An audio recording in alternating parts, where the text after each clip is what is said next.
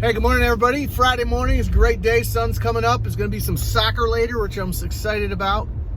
And I'm also thinking about things I've learned from fishing, volume 5.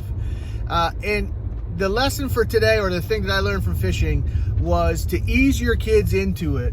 Make that fishing trip about them, not about you. Let them be done when they're done, not when you're done. And I am the first one to admit that I made this mistake big time when I was bringing my kids out fishing when they were young. Because we all know the best thing about fishing is catching fish. And if that's not happening hot or heavy, it's kind of like watching your kids, playing Little League. I remember when Caleb was little and he was on Little League, and if he wasn't batting, he was like, all right, can we go? Or else he was, picking grass or, chatting with a friend. And so there's got to be some action. It's the same thing with fishing. And if they're not catching fish, then they're not having fun.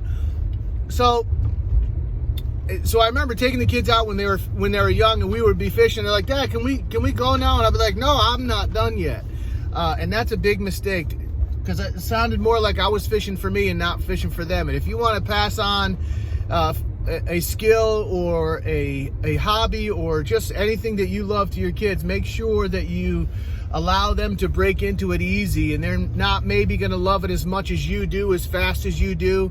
And you have the best chance of allowing them to receive it, digest it, and add it to their life if you allow them to break into it at their speed, not at your speed.